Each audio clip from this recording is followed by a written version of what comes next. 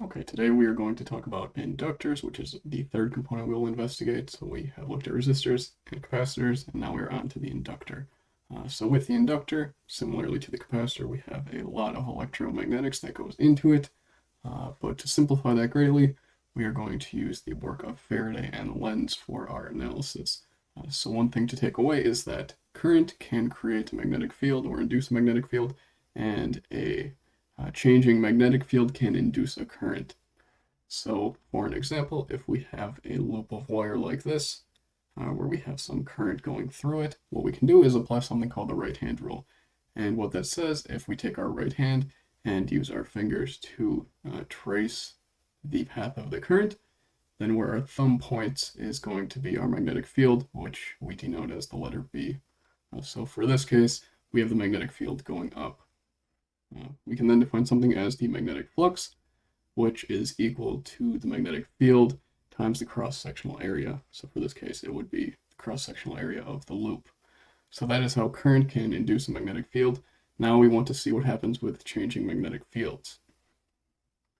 So if we set up the case where we have a loop of wire with nothing going on, and then we go into state 2, where all of a sudden we apply magnetic field, we want to know what direction does the current go. And to do that, what we can do is, well, let's first assume that the current goes this counterclockwise direction. So if we initially turn on that magnetic field, which would be the black arrows, we would see that we would initially induce some amount of current that goes counterclockwise like we assumed. Now, this current we know induces its own magnetic field, which would be this blue arrow, and then we would have the total magnetic field equal to the black arrow plus the blue arrow, which would actually induce more current going through the loop at an instant, and then the new current would induce a new field, and we would go through this repeating cycle until we have infinite current and infinite field. So from that we have infinite energy, and everything seems to be terrible because we know that that doesn't exist in electronics. So what we can do is say that if we have the current going the clockwise direction, when we first apply that magnetic field, what will happen is, following the right-hand rule, this induced current will create a magnetic field that tries to oppose that initial applied magnetic field. And this is the work of Lenz. And what happens is we first apply that magnetic field, and the current will try to cancel it out, but it cannot do that. So the applied magnetic field wins in the end.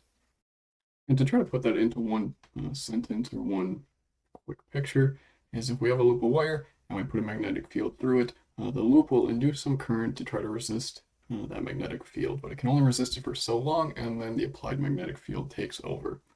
Now what we can do is look at Lenz's law and Faraday's law and inductors and start to analyze what's going on.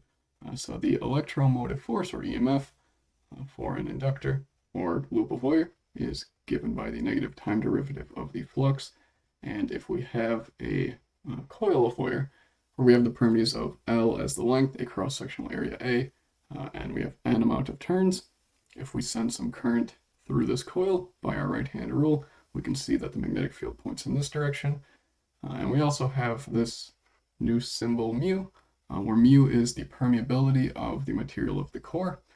Kind of similar to how we had the permittivity for capacitors, but now we have the permeability for inductors.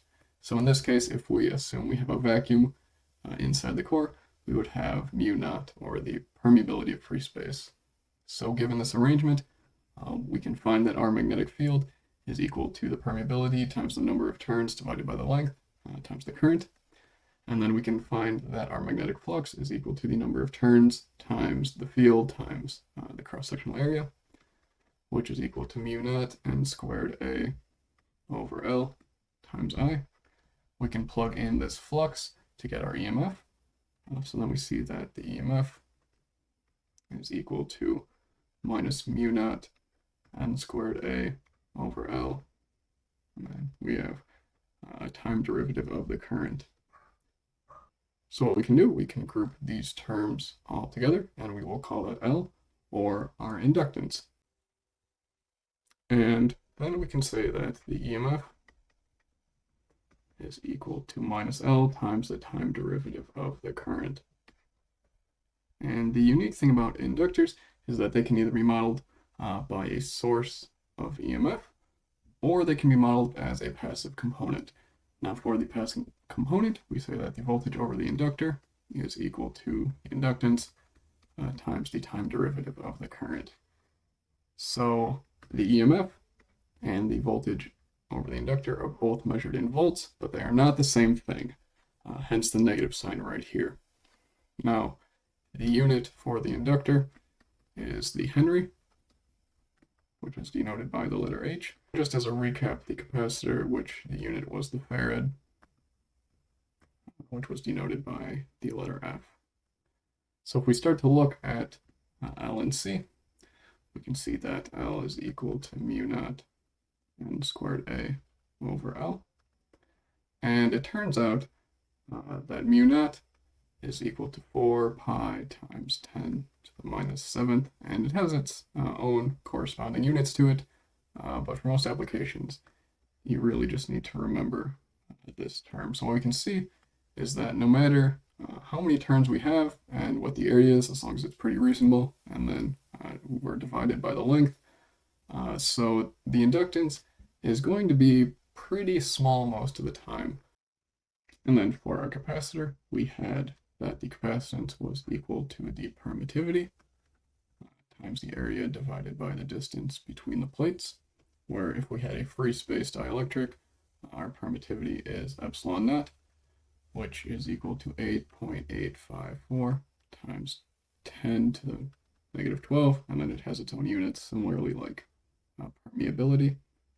And what we can see from that is that again, that the inductance and the capacitance are both really small values, typically in micro, pico, nano, sometimes milli, but 1 farad or 1 Henry is an extremely large capacitor or inductor.